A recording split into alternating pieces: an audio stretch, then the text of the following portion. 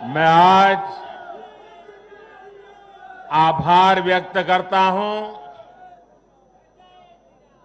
महान देश की महान जनता का। मैं आज धन्यवाद अर्पित करता हूं देश के कोटि कोटि नागरिकों का।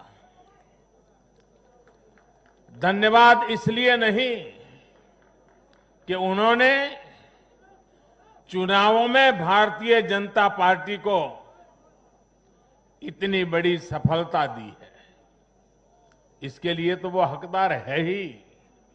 धन्यवाद इसलिए क्योंकि लोकतंत्र के इस महान पर्व को हम सभी ने मिलकर बहुत उत्साह से मनाया है। चुनाव भले ही कुछ सीटों पर हुआ हो, कुछ क्षेत्रों में हुआ हो, लेकिन कल सुबह से लेकर देर रात तक पूरे देश की नजरें टीवी पर थी, ट्विटर पर थी, चुनाव आयोग की वेबसाइट पर थी। लोकतंत्र के प्रति हम भारतीयों की जो आस्था है, उसकी मिसाल पूरी दुनिया में कहीं नहीं मिलती।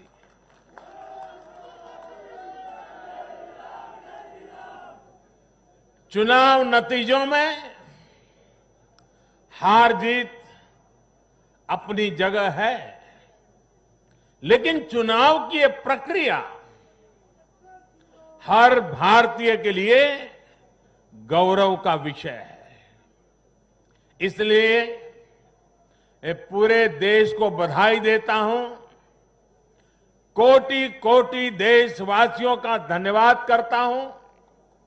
इस चुनावों को सफलतापूर्वक, शांतिपूर्वक संपन्न कराने के लिए चुनाव आयोग, देश के सुरक्षा बल और स्थानीय प्रशासन भी बधाई के पात्र है।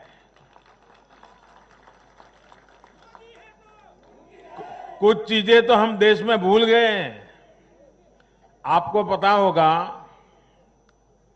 पहले जब चुनाव होते तो दूसरे दिन क्या खबर आती थी, हेडलाइन, इतने बूथ लूट लिए गए, इतने बूथ में रीपोलिंग होगा।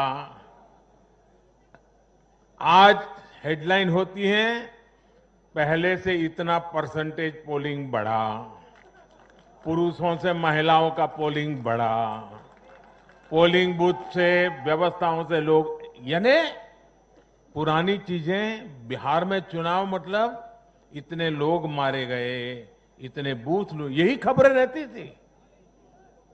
एक भी पोलिंग बूथ में रीपोलिंग न होना, शांतिपूर्ण मतदान होना, और कोरोना के कारण मतदान कम होगा, ये सारी आशंकाओं को जहां जहां चुनाव हुआ लोगों ने निरस्त कर दिया।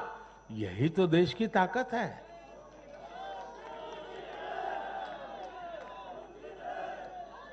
कोरोना के इस संकट काल में ये चुनाव कराना आसान नहीं था, लेकिन हमारी लोकतांत्रिक व्यवस्थाएं इतनी सशक्त हैं, पारदर्शी हैं कि इस संकट के बीच भी उन्होंने इतना बड़ा चुनाव करा करके दुनिया को भी भारत की ताकत की पहचान कराई है।